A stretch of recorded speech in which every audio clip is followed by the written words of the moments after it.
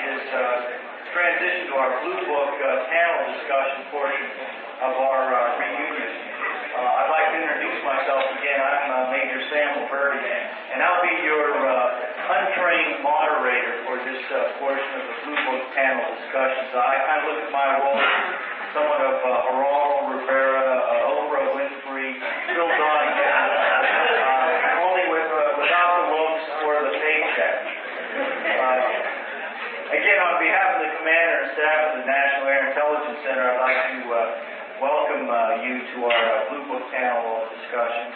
We are indeed honored to have you folks here today, our distinguished civilian and military alumni, with our reunion activities, and especially in light of this 25th anniversary Blue Book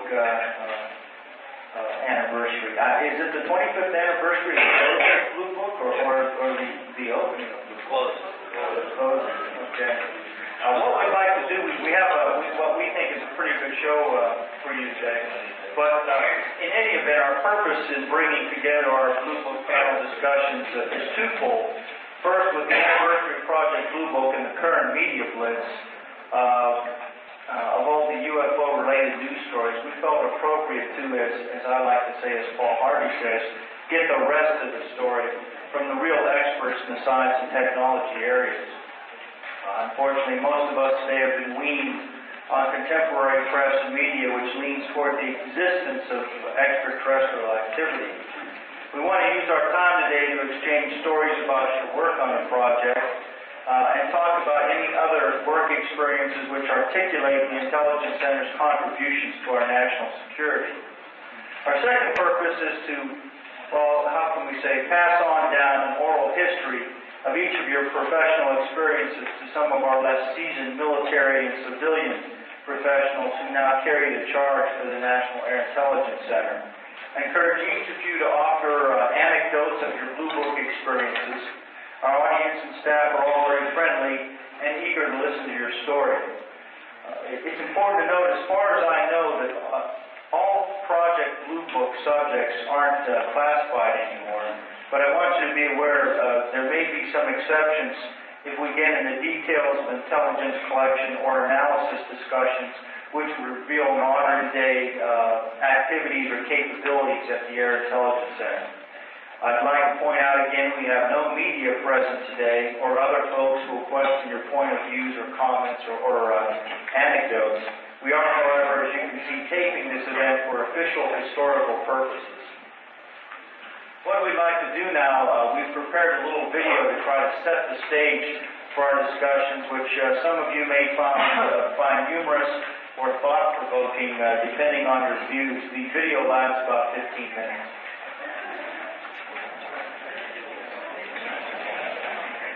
Great, as a matter of fact, courage that you've all exhibited in the face of such dangerous aliens. So I think you folks are definitely under-recognized for your contributions to national security. I'm curious, now what we try to present there, obviously, is the whole cut of the pie of the UFO myth dilemma, if you will, all the way from the media perpetuating the event through the so-called experts who have their anecdotes and stories, and then we try to obviously bring levity in it with, as you all, most of you recognize, Colonel Quintella's response. Nonetheless, the myth keeps getting perpetuated. There's just a wealth of anecdotal evidence, but yet little physical evidence. But we have the great faithful masses who keep moving forward and surging forward, moving the UFO myth on down the street. Well, again, what I want to reiterate is we have a wonderful opportunity here today with our logical and clear-thinking scientific and technical experts that we have in the audience today. What we'd like to do is bring forward a panel of folks who, because of their experience with Project Blue Book and general varied experiences in the scientific and technical fields, they volunteered to serve as our discussion panel experts, if you will. Now that said, I'm going to rely on our folks who are going to be up front in front of the stage but I'm also turning to the audience to add your stories and anecdotes and help answer questions or raise questions regarding this entire subject. And with the help of our historical films here and our good Lieutenant McAndrew, who just did the Roswell incident investigation, hopefully we can possibly lay to rest some of these myths and carry forward a clear thinking logic. I caution you that if we don't do this now, then we doom our future youth and science community to rely more or less on the popular press to get their information about Project Blue Book, because this will all be buried away in historical files. So again, I'd like to encourage you to take this opportunity to speak your mind and help facilitate our discussions. And if you don't, then we'll just go to lunch or What I'd like to do is welcome our panel members. Again, what I hope is a somewhat sterile and organized forum turns into more of what I'd like to say is an informal coffee class. I encourage you to speak your mind and proceed on. If I may ask, starting with Lucy, if you'd introduce yourself and maybe tell the audience and us exactly some of the things you've done.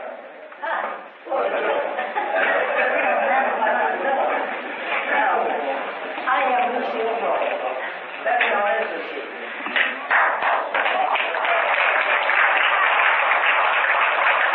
I started with this outfit in January the 3rd of 1946.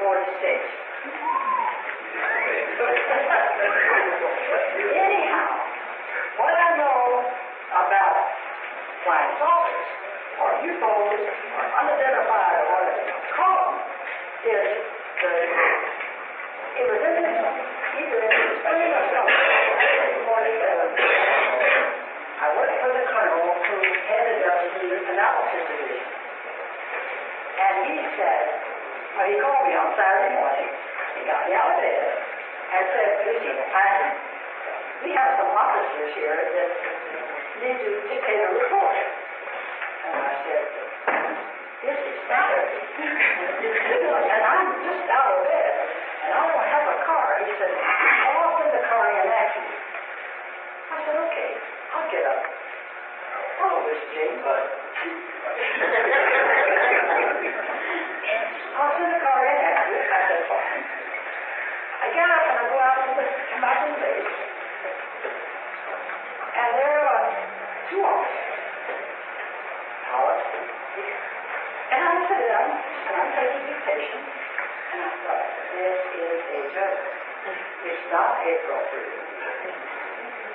Those boys were not pretty much fighters. And they were angry. But I'm just a little girl. What do I know? I'm just taking dictation and I'm looking up at him, trying to say, I don't know, but I think you still got a good angle. I never heard of these things, I think, I know they can see what they say they saw, but who am I? So I and there they go. When they left, I said to them, hang on, is this a joke? And they said, no, you see, they really think they saw them. And I said, well, if they think they saw them, they must have had a good angle last night. Because that is absolutely, it's just, it's just absolutely not right. So anyhow, from then on, we got another sighting. We're just a little analysis division. Never heard of a UFO, or we named it UFO, unidentified flying object. Anyhow, we were T2 of Air Material Command, and as the sightings began to come in, not quickly, but periodically, the colonel assigned some officer to be the project officer of this special project that we're going to have. And we set up a little project. And as we got to the sighting, they took them under assignment and got somebody to go out and investigate them.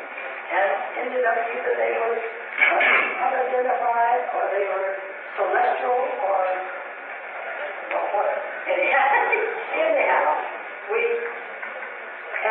it became more, and we moved from Area B to Area A. Now they've got to find an officer to be the special project officer for this outfit, for this special project. And it became known as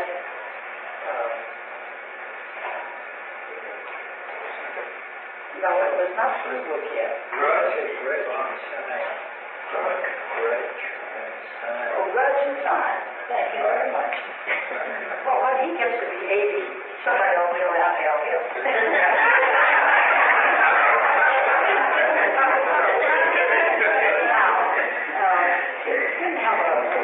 Project Blue Book. Project Blue Book became the title after we moved to Gary Roosevelt building 263, which is 1949.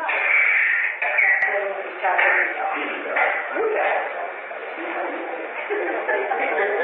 Captain Roosevelt was assigned as the project officer or as the head of that. And the Blue Book became Project Blue Book because the first report came out a cover like this. Blue. So it became Blue Book. Now, as most government things do, it grew. And we kept getting signing reports and signing. And then Roosevelt left, and Lieutenant Colonel Roosevelt came in. He didn't want that job. He quickly dumped it on to a lieutenant. Lieutenant Gregory became Major Gregory. Anyhow, it grew, and then Captain Gregory left the job, and who took over? No, there's a little lieutenant in there somewhere. I don't remember his name, but anyhow, then Frank. Then Major Frank took over. Then he went there. And that's what I know about Project Blue Book. Roy, we'll get you next. I thought I called your name out, and they come up and say, well, there's this gentleman in the back who's been overlooked. But we'll go to the big village next. Vic, if you tell us a little bit about what you did with the Blue Book system. I'm Vic Billick. Large number of you and I had associations over the years. Like Lucy, I'm kind of an early arrival at Brightfield, 1941. I started to work with the T2 gang in 1945 and was employed by them in 1946 and stayed with them through their change of the name till 1973. I'm talking to some of the young officers and airmen here. I realized that I retired 21 years ago, and my career really was before they were born. And I think some of you others here share this with me. Those of you that know me and my work at the old organization wonder how come I'm up here, because you know very well I had nothing to do with Blue Book or UFOs. The reason Bruce and Major Laverty were trying to get this panel together, and I said I would try to help get George Gregory to attend. George was the number 2 Blue Book officer after Ed Ruppel. And my first recollection of the UFO effort, like Lucy's recollection of taking dictation, I remember we moved from Area B to Area A and took second story of, I think it was 867, building that now is a parking lot. And the analysis division was given the job, passed down from Colonel Putt to, in response to General Twain saying that he wanted this thing to be followed actively. And a Colonel Miles Gold, who was acting chief of analysis, set up a special situation room on that second floor to collect the reports that came in and a few fragments of hardware that were collected. People picked up things that they said fell off of UFOs, or some of them actually were the models that were used in the spurious photography of the UFOs.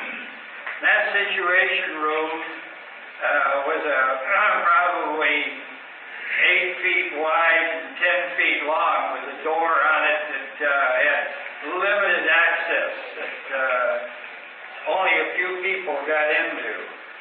Well, I thought I remembered George Gregory in there tacking up some of the early stuff when Colonel Gold took me in and showed me the room.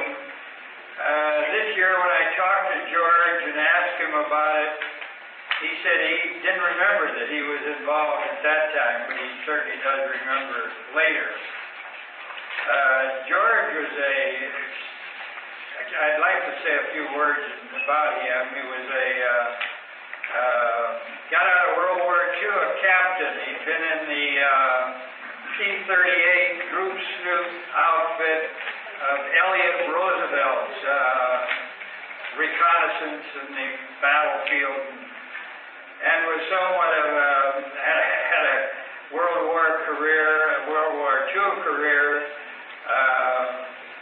He worked here as a civilian, then he was recalled during Korea, stayed in the military, went to Vietnam, concluded 110 missions in Vietnam. He's been decorated frequently for efforts in the intelligence field as well as in the reconnaissance in Vietnam.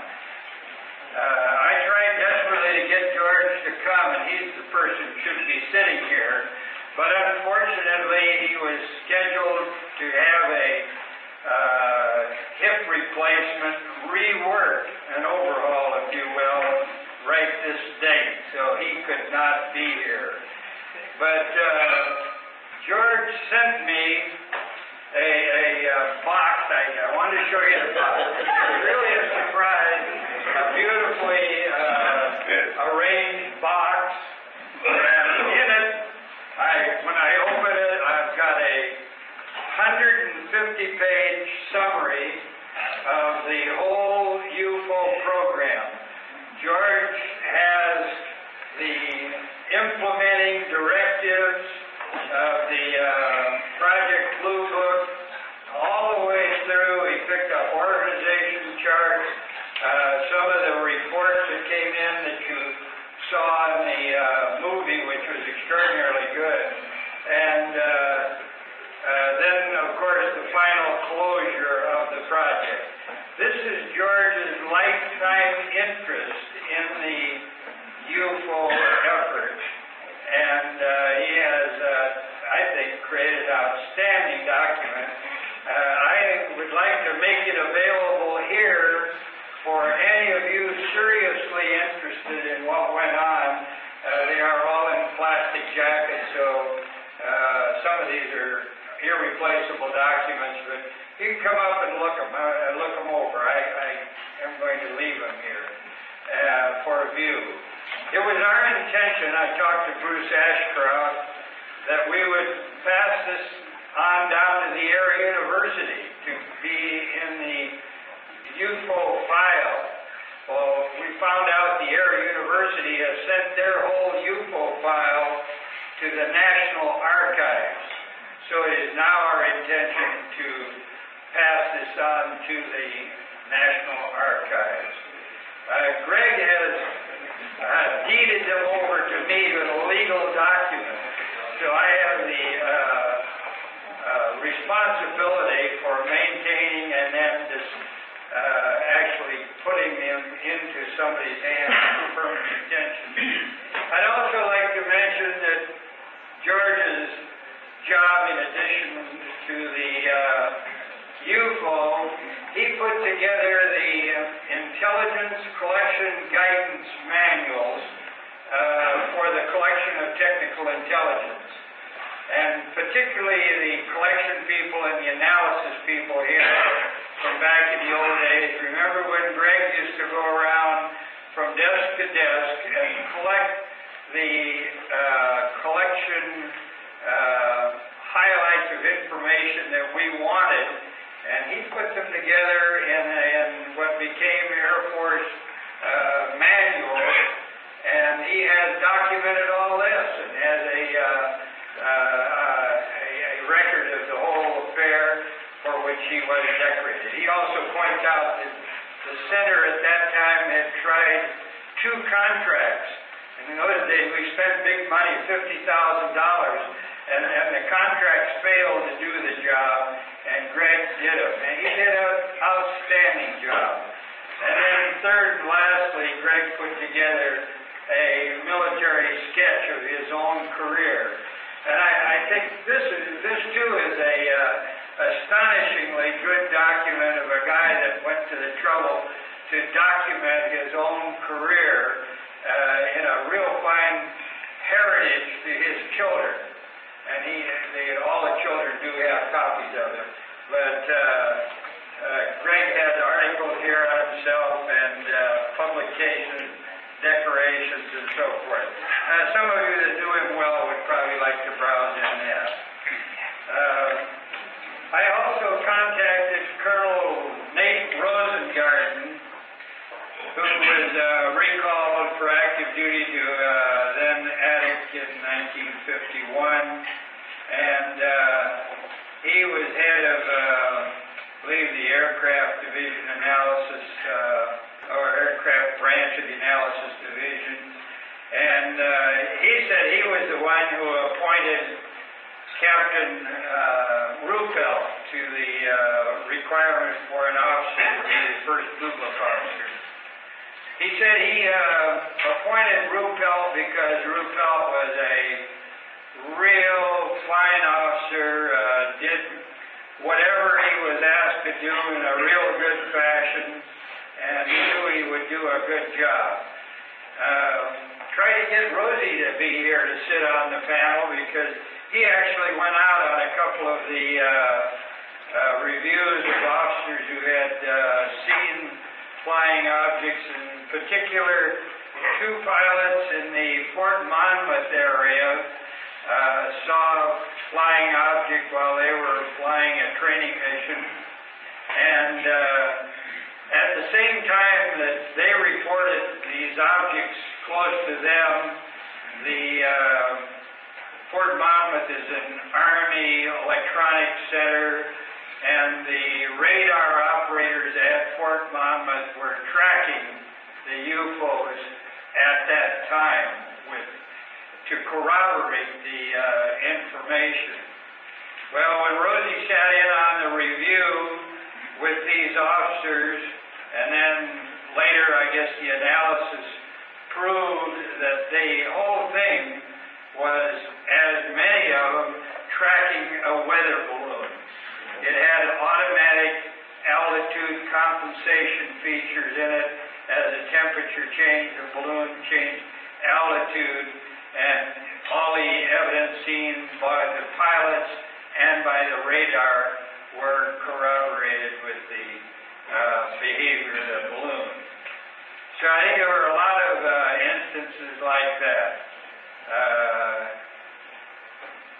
Colonel Rosengarten wanted me to be sure and tell you that he thought that the more sightings were reported, Foster's even more new ones to come in. Every time you had a good headline item, well, then you'd have a bunch of new ones reported shortly after. Now, my last association with the project was that I sat in on several briefings by a major friend and Lieutenant Colonel Quintanilla. It was usually with Dr. Hynek present. He was our contract consultant on the UFO. He was a professor of astronomy. So we would sit in staff meeting and listen to this, the status and the progress and what they were about to do. And it was almost always a unanimous opinion of the staff. Herman here, IH remembers real well. Everybody say, why don't we get rid of that project and use the manpower and money for something worthwhile? But we couldn't get out of it because it was a directive from headquarters USEF. Well, just recently I was talking to Homer Martin on the telephone telling him about this meeting, and Homer unfortunately couldn't come because of health problems. It appears that many of us aren't coming because of health problems, and I think the long-range projection that Major Laverty spoke of, what Bruce spoke of, into the future, what we're going to do next year and the year after, it occurs to me it won't be too many years before they're going to have a different group of people here to listen to it. But nonetheless, Homer said he was given the job one day going up to the Pentagon, and I guess somebody like Weinbrenner said, Homer, when you're up there, go rapping on the doors from the Pentagon till you find somebody that'll get us off this Blue Brook project. So Homer went to several staff offices. He said, everybody agreed, let's get out of it. But he says nobody would take the responsibility of implementing it till they finally found some office, albeit PR office for chief of staff or whatever. So the Air Force kind of got out of the business and it became a national science project from there on. Last year when Colonel Quintanilla came up, Bruce and I met with Carl Day, the local TV producer, and talked a little bit about what we knew and our experience associated with this project. And then I think within a month, Carl Day had Colonel Quintanilla on local TV. And I believe with the pictures you saw here of Quintanilla's comments, less his expletive on what he thought of the project may have come out of that interview. Quint was not in particularly good health. He had a heart attack while he was here. He unfortunately didn't feel strong enough to come up and be on the panel. Well, that pretty well sums up what I know about it. And again, my apologies for sitting here with the UFO experts. Lastly, I picked up a book just a day ago, UFO Encounters. And it's a real classy book with a lot of pictures in it. But on page 32 of the book, I think you can at least see the size of the picture that's dedicated to it. We have General Roger Ramey, who was then the commanding general of the 509th, the only U.S.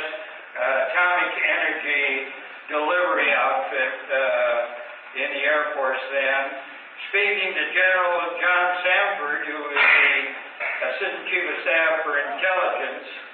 And we have Captain Ed Ruppelt looking over, seeing what Samford is telling Ramey.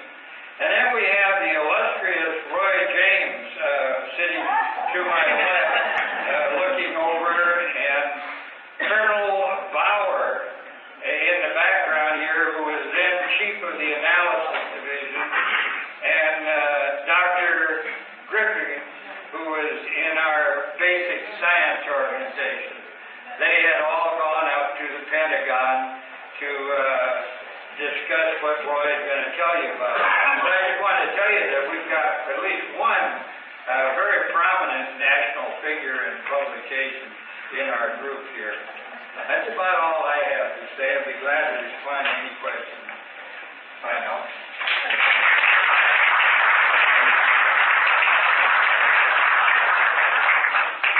I'm facing a difficult dilemma. Was there a question? Yeah, that one over here. And a quick one about the material. I'm a member of the Air Force Museum Foundation. I'm curious why that isn't a candidate. I have contacted them, and they would like to see it. If you get it in the archives, it disappears. Put it over here, it might even be available. I'll tell you more about that. Okay.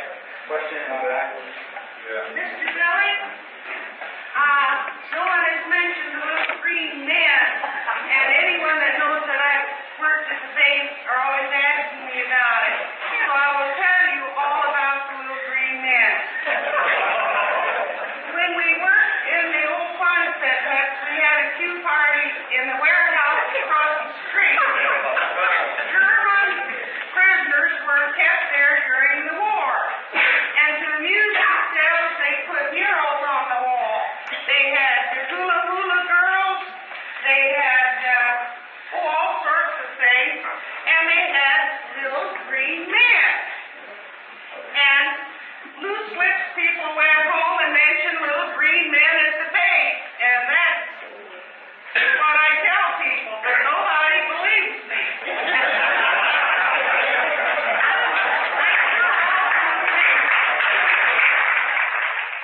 What I'd like to do, we're running kind of tight of time. Our distinguished panel members are telling us very colorful stories, but I also have a list of 20 questions I'd kind of like to throw out to the audience and get to those. If I may be so bold as to try to get some more introductions, and then hopefully we can sneak in a few of these questions that I think would be of value to the historical record. If I'd like, Roy, would you like to say a few words about where you worked, and then maybe we can get into your background as part of the discussion? I worked at the electronics division for many years. Getting back to the UFO problem, the most famous UFOs as detected by radar were those that occurred over Washington, D.C. in the hot summer of 1952. It reached the point where FTD or ATIC was called on to send people down to help solve General Sam's problem. When we got there, of course, the UFOs were gone. They were no longer on the radar scope. And somebody had told the press to take any scope photos, so there was nothing to be analyzed. But I had had 2.5 years experience with the radar that was used at the airport there, National Airport. And this press conference lasted an hour and 20 minutes. And in that hour and 20 minutes, I answered or made statements 45 times. In fact, I felt like I was on the hot seat. I kept looking at General Sanford to see if he thought I was taking over. A couple of times he said, if I may relieve Captain James, and he'd say something, and it would come right back to me on radar detection. When this happened, the intelligence department in Washington sent 2 officers over to see the scopes. And they reported back to General Sanford that yes, there were solid UFOs. And that they had surrounded Washington, D.C. Of course, all heck broke loose.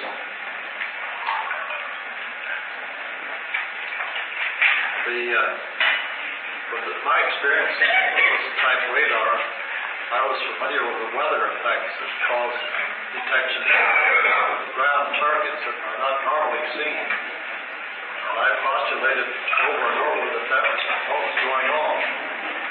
And 1 hour into the press conference, General Sanford more or less agreed with that as the answer to the UFOs as they were seen by temperature inversion effect along radar. I have a piece of a book here by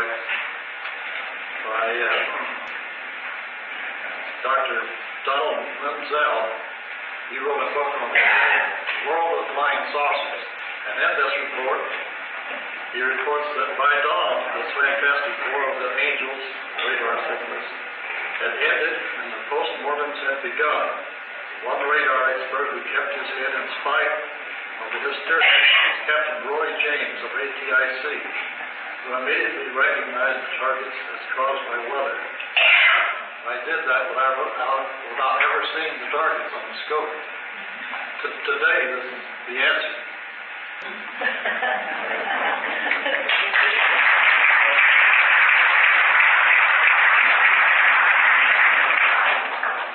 Gus Simpson, if you'd like to say a few words, please.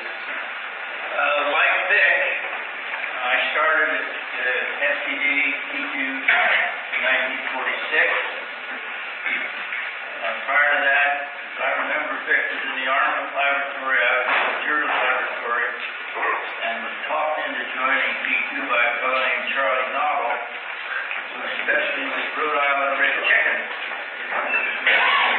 In 51, I left T2 and went to Patel. I stayed at Patel, so I retired in 84. During that entire period, FTD supported research at Patel, variously known as Project Stork or Half Stork. And a check I made the day before yesterday, NAIC still supports research at Patel, which makes it one of the longest standing continuous support projects that Patel has ever had. Now about Blue Box. We are among the people who actually worked on Blue Box. We did 2 studies for you all. The first one, we received gobs and gobs and gobs of sightings, and we were tasked by the project officer to evaluate these, and I thought you would be interested in knowing what kind of people we use to evaluate these sightings. Some of you, if you're as old as I am, remember Dr. David T. Williams. He was a PhD physicist. He left Patel rather early in his career and became head of the aeronautical engineering at the University of Florida at Gainesville. He participated completely in all evaluations. Another fellow was Dr. Pete Dalinger, who was a geophysicist. Each of these sites went through, depending on how valid they were, most of them, I hate to tell you, were plain ordinary garbage. But those that had some hard to understand points, and these were thoroughly examined in great detail, and we subsequently turned in a report which was called something like PPS, which is Project Proposal Sheet, Study Bright Knows. Later became PCS, Project Contract Sheet. This became a report. Incidentally, it had a blue cover, and it was called Blue Book 25, some such thing. In any case, the conclusion of that study was, forget it. I want to make a comment about the monitors. All of the monitors that we got to know quite well felt that FTD looked upon the Blue Book project with askance. It was, in fact, only wasted in their view of the project monitors, that they were never given the appropriate resources. Our experience was it was plenty of resources, there just wasn't a story being told. The second time report we did came along several years later, and it had only one objective. For Patel Project Stork FTD, is there a threat to the national security of the United States? The answer was no. If there are any questions, I'll be happy to try and answer.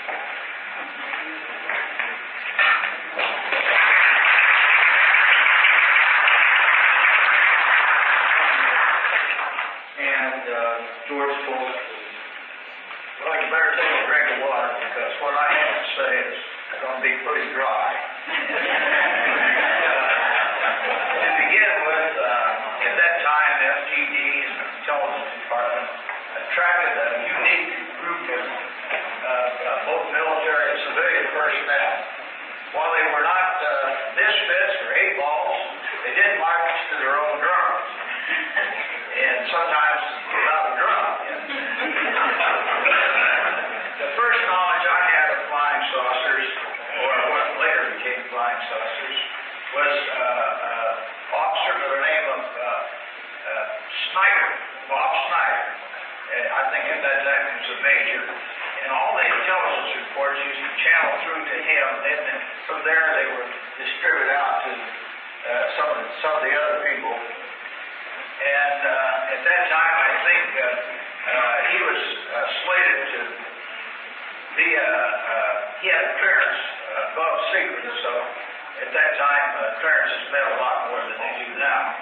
So all of these intelligence reports went to him first. And he had a group of them, and I think at that time George Gregory even helped him at that time, because Gregory, I think, was still in uniform. And I originally started with FTD in June of 46, OT2. And my job at that time was to classify, categorize, and identify foreign equipment being sent back to keep these ships that we got flying. And about the only time I can talk about flying saucers is from the period of about September 47 through August of 48. Anything else after that I have no knowledge of, except hearsay. We were tasked by headquarters, who are real good at tasking, but very, very poor at funneling money back to us. And their job of doing that means work. So, anyhow, we were tasked with it, and they set up a project, and at that time, Lieutenant Howard Smith, a distinguished fighter pilot and very good common sense, was assigned the project officer, and I was assigned to assist him. And we carried this since we didn't have any money, we depended upon the OSI to run our investigations. We didn't have any money for travel expenses or anything, so we depended on the OSI to give us the information. The first thing we had to do was make a roadmap, where we wanted to go and how we were going to get there. To this end, we started to draw essential elements of information, which was an outline of the information we needed to try and identify these flying, they call them unidentified aerial phenomena. So to do that, we come up with a list of things we needed to know, and then the other thing was that we had to task different people to do that, because we didn't have the wherewithal or the knowledge, because most of it was celestial in nature, and at that time we brought in a contractor, which was Professor Heining from Ohio State, and we were lucky to get some money to do that. And the first flying saucer report was by a fellow by the name of Arnold, Kenneth Arnold, out in Boise, Idaho. He was a civilian pilot, and in describing what he saw, he described it as kind of like a saucer. So that became the flying saucer. That's where the word flying saucer started. And after that report, they started to come in such numbers, and they actually increased quite a bit after the publicity. You know how the news media does, they blew it up. And from then on, we started to get quite a few, and people started to ask questions. And one of the guys that was asking questions was the Saturday Evening Post, and we gave an interview to Sidney Shillette, I think it was. And Sidney Shillette then we really did get a lot of reports in, and most of them we couldn't identify because there wasn't enough information. Some of them came in from overseas. We started studying this, and we found out that there had been reports of unidentified flying objects way back to biblical times. Class in fiery wheel was one of them. Ezekiel saw that. And as we went on, we had to task other outlets. I think we even asked Project RAND to help us. We asked Patel to help us. We asked the Weather Bureau to help us. And we even sent stuff out to Sandia, which at that time was a research missile base, I think. And we kept getting reports, and finally, since we weren't getting any answers to a lot of these questions that were raised by particularly the media, we decided to close down the project, in which we did in, I think it was in August, I think, of 48. And this is a copy of our report, and our report was basically, if you got a minute here, there is no evidence that objects reported on are the result of an advanced scientific foreign development, and therefore they constitute no direct threat to the national security. In view of this, it is recommended that the investigation and study of the reports of unidentified flying objects be reduced in scope. Headquarters AMC will continue to investigate reports in which realistic technical applications are clearly indicated. And that's basically the conclusions and the recommendations. Now, I also have heard lots of reports about the flying, the little men were tough. And one of the things that I kind of recall was that at one time we got a bunch of classified equipment. In those days you couldn't talk about crypto equipment. We weren't quite ready to put it in use, so we looked around for a place to store it. And they offered us, the only place they offered us was a test cell for engine test cells over at Area C. And so we went ahead and put it in there, and then naturally we put a guard on it. And as usually happens, everybody gets interested in what's happening when there's a guard on it. So I think one of our wagons told them, oh, that's a bunch of little red men, or little blue men that picked up something down and shot down the bus. And I think that might just be the range. Oh, they agree. Oh.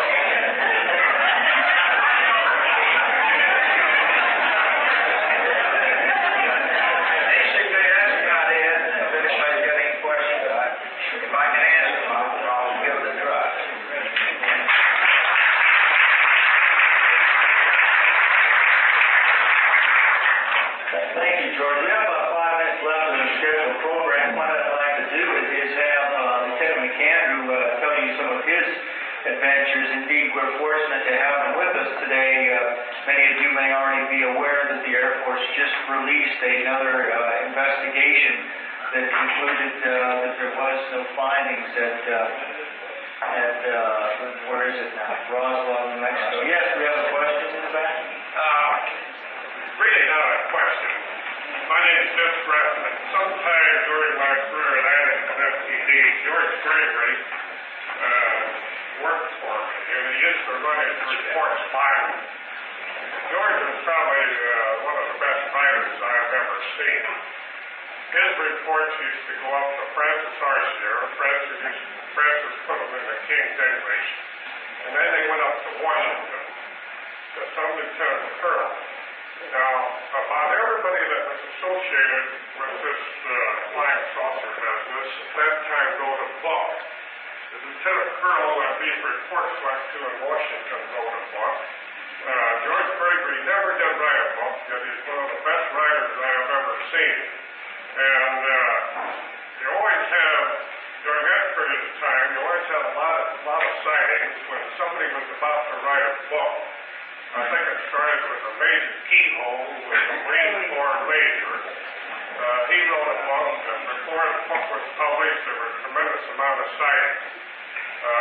Some of our consultants at that time took the other side because if you believe in flying saucers, you can sell a lot of books. And I don't know whether it was Dr. Hynek or maybe it was Sagan up in Cornell, but there were quite a few people at that time were consultants. And they found out that writing objective reports on flying saucers was not the way to go. If you believed in them and wrote a book that you believed in them and so on, you could sell a lot of books. Now, I don't know where George Berger is now, but I'd sure like to get in touch with him back now when I get his address later on. Thank you very much. Thank you.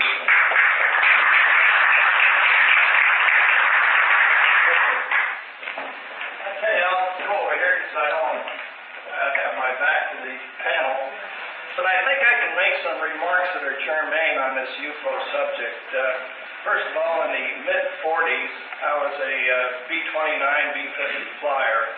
And there were a few occasions where on a radar scope we picked up some really erratic movements, as in the film Stevens pointed out. On one of these occasions, I got on a radar scope, and we flew right through the darn thing, which meant that if the UFO had any substance, we'd have crashed, because we flew right through it. It undoubtedly was weather phenomenon, no question about it. But it's written up as an unidentified flying object. In 1941, I was at Northwestern University, and one of the courses I took was astronomy with Dr. Hynek, who was a very capable individual. When I came to ADIC in 1960, I was with TDE, and I was the exec for the division, and all the UFO reports came through me. And I was very interested in the subject, as most people are. And we had Hynek as one of our investigators and so forth, and we sent him out with a team on all these investigations. Some of them you just absolutely can't prove. There was one guy up in Michigan who was literally a hermit. And a UFO came down his backyard, and they had breakfast and lunch together. And so our team went there, and this guy honestly believed it happened. So we investigated all the food that the UFOs had brought from interplanetary space and so forth. It was all stuff that's grown on Earth. I mean, we disproved it completely. But as far as he was concerned, UFOs landed in his backyard, and you're never going to disprove it. So that's the kind of problems that you face when you're doing investigations. Now, as Vince just pointed out, UFOs are a big money item. Hynek, as long as he was with us, all the reports funneled through me, so I knew exactly what he said, and I swear nothing was ever found of substance. Now, when we closed the project down, Hynek went on TV, he wrote books, he became a big talk guest, made all kinds of money. Now there is something, because he's making money out of it. The whole time he was with us, nothing. I swear, nothing. And as soon as he got out of being a consultant for us, suddenly now there is all kinds of substance to the UFO subject, and he made all kinds of money. That's the kind of problems that you're facing in the UFO program.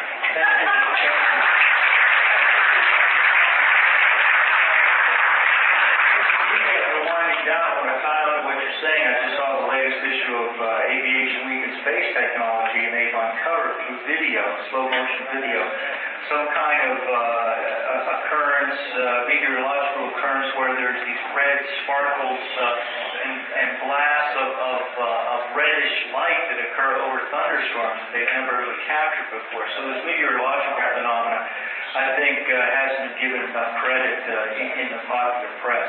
What I'd like to do is, we have our last panel member here. I'd like to describe some of his instances, and maybe we can take one or two questions from the audience. But I'd like to have Lieutenant Jim McAndrew described some of his activities. I understand, Lucy. I want to go ahead and press on because we're right at our time here. It's most unfortunate, but I think what Jim McAndrew has to say you'll find quite interesting and provides a nice cap on what we're doing. Jim? Good morning. I'm Jim McAndrew from the Secretary's staff. We conducted an investigation on behalf of the GAO. I think Lucy's observations were correct. Colonels still don't want this job. They still have it instead. And we conducted about 200,000 miles later, about a lot of manpower, a lot of lieutenants and full colonels running crazy around the Pentagon, more than the usual amount. And we came up with the same answer. What was that, Lucy? He said bullshit. So what we uncovered was, as a lot of these UFO sightings could turn out to be, it was indeed involved balloon-type apparatus. In this case, it was a formerly top secret project. It's called Project Mobile. It was conducted out of Alumni Army Airfield, just over the mountains from Roswell. It was a very compartmented project. It was very difficult to search these documents out, and I did it with the help of a very able Bruce Ashcroft. Gave a lot of knowledge we wouldn't have had, and we figured this thing out, and we put together a 750-page report, and a lot of people want it, but it comes over the same answer Colonel Quicknell gave us about 30 or 40 years ago. Anyway, I mean, front page New York Times, the other usual things like that. We have time for that. One question, then we'll have to... Not a question, comment. You get the impression that Project Blue Book or flying saucers were the most important element of every year at it. As a matter of fact, it was not. We put it to bed in the mid-50s with a conference, congressional committee, DOD committee, and now I hear we have another committee. And we continue putting the damn thing to bed, but there's always somebody who apparently must have a book in mind who are rounding this thing up again. I want to make one recommendation is that at least this organization put the damn thing to bed and let's not hear any more about it.